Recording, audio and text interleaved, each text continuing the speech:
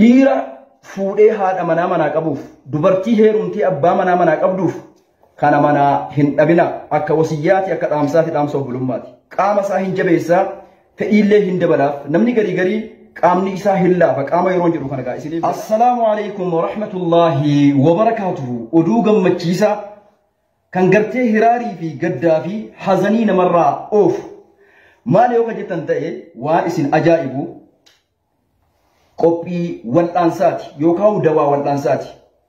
Doktorri tokko nama dhukkubsatee jiru tokkoof yeroo dawaa himu yookaan yeroo hakkamu fayyaan faaya waan ta'eef jecha wanni inni qaanfatu wanni inni yeella'u tokko hin jiru waan jiru dhukkubni kan kee kana itti fayyadame jedhee qoricha namaa kennaa jechuudha.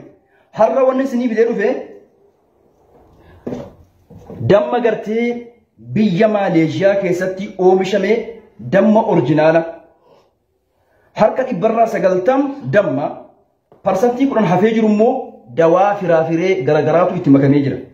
Faayidaan isaa maalii yoo ka jettan ta'e waan isin ajaa'ibu dawaa isaa kana faayidaa isaa kan beeku ummata arabaati malee hawaasni keenya wajjin rakkatu jira. Dhiira fuudhee haadha manaa qabuuf dubartii heerumtii abbaa manaa qabduuf kana manaa hin dhabina akka wasiyyaati akka dhaamsaati dhaamsa obbulummaati. Faayidaan isaa dhiira gartee fuudhee haadha manaa qabu qaama isaa hin jabeessaa fedhiillee hin dabalaaf namni garii qaamni isaa hin laafa qaama yeroo jedhu kana gaa isiniif gala beekaatiin tarwiyaa yookaan kinaayaa godhe dubbatu jira qaama isaa hin jabeessaa akkasumas fedhii isaa hin dabala. Dubartiin garii akkanuma kan qabbanooftuu jira dubartii qabbanooftuu kana gartee kan shahawaa jabeessu jira akka jirri gartee haala gaariin gammachuu wajji ciisan irratti isaan kakaasaa jechuudha. Kanaafuu viidiyoo kan hundi keessanuu daawwadhaa. Maalummaa isaa yeroo bartan fa insha Allahu tabaaraka wa ta'ala itti fayyadamtanii jechuudha. Sheer waliif godhaa WhatsAppiin, Telegiraamiin, Instagraamiin bakka hundatti sheer waliif godhaa. Viidiyoo isaa akkuma agartan kana ni agartanii asitti aanee isinii dhufaa. Lakkoofsa as jala jiru kanaan hundi keessanuu nu bilbiltan Oromiyaa kutaa 11 keessa ni facaafna. Akkasumas Eeshiyaa, Awurooppaa, Afrikaa biyya jirtan hundatti Ameerikaatti isiniif ergina hundi keessan ulfaadhaa galatooma. Wanni kun immoo waan qaanyee yookaan waan yeelloo waan gartee kabajaa namarraa fuudhu miti dawaadha. Hawaasni keenya garii gaa ni beekama gaa namni hundi silaa namni hundi na haa jaallatuun ni ulfaata hundis na haa jibbuun ni ulfaata. Ulfaadhaa galatooma waliif sheer godhaa inshaAllah itti fayyadama. Obboleessi kiyya tokkos nama barbaada jedhaadha. Mee salaamu alaikum. Meessi kaasbaa. Barbaadinisi. Ini berbeda buatnya itu pun itu mati. Karena kamu cakap lewat TV. Karena aku itu kata mana aku dia nanti mati karena aku ini berbeda mas. Mereka berbeda. Firya aku berbeda. Firya aku obbolesi ki jakunu faida isaya cuda garte wan agak hijruf bisa cuda afdema. Wallahi sobat sini pakatin drama sini pakatin afur number berbeda jadi jira. Kau obbolesi ki. Ammo hadiah seina. Hadiah aku sultan malak isa somati koma lakan etinyatan. Yookaan uma irraa itti nyaatan waan guddaan seenaa akkasin jalaan dabarre bitadhaa kaadhaa baarakallahu. Egaa obboleewwan akkuma agartan kan kunoo al-asal al-maalejii kan jedhu jira kunoo haala kanaan jechuudha gartee dawichi yookaan qorichi anammaa an dubbadhee ka'ee kana fakkaata mee ustaaza mee tokko nu barsiisaa maalirraa kan hojjetamu faayidaan isaas maali? Faayidaan waan kanaadha. Jalqaba maalirraa kan hojjetamu kun biyya eessaati? Wanti kun damma. Sagalee olkaasaa xiqqoo. Originaala damma originaalatti biqiloota adda addaatti dabalame. Biqiloonni adda addaatti dabalame kunniin ginseng waan jedhamu fa'aa keessa jira. Ginsengin hidda mukaati sun. Hiddi sun ofuma isaatiidha. Hormoonii qaama namaa kana eda'a. Hormoonii qaama namaa eda'a. Dabala jechuudha.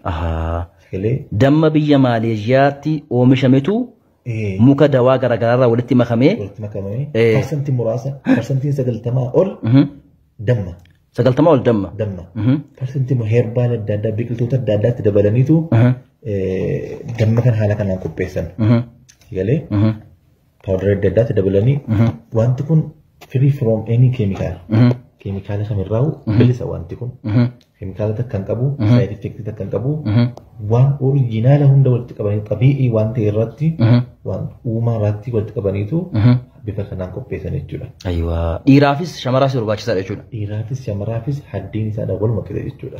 Hangam tokko fudhatan yeroo fudhatan yookaan yeroo fayyadaman. أما هني akkamitti fudhatan jennaan hogguu hajaan namatti dhufte sanatu sa'aat akka dura buusanii sa'a tokko dura waan kana habbaa kana takka fudhatu jechuudha. Kana tokko guutuu isa nyaatanii? Guutuu isa fudhata jechuudha. Okay, isinis tokko nyaatti innillee tokko nyaata jechuudha. Sa'a tokko dura. Sa'a tokko dura jechuudha. Okay. Booda fedhii haadha manaa fi abbaa manaa gidduu jirullee hin dabala jechuudha. Ayiwaa. Rakkina ammallee rakkina qaama laafiinsa dhiirarra jiru kanallee akka inni jabaatu taasisa jechuudha. Hayyee. Ayiwaa. Kanaafuu kana egaa akkuma agartan egaa namni hundinuu bitatee itti fayyadamuun baay'ee barbaachisaadha. Yeroo baay'ee namni gartee gama kanaan hin rakkata. Kun immoo waa yeelloo yookaan qaanyii waan hayaa dhabuu osoo hin taane kun wal'aansa yookaan dawaa dhabeeytanii. Kanaaf inshallah hundi keessan viidiyoo kana share waliif gootanii itti fayyadamtaniif inshallah tabaaraka wa ta'ala biyya alaatti illee erguu hin dandeenya. Biyya keessatti illee bakka jirtan hundatti isiniif ergine jechuudha.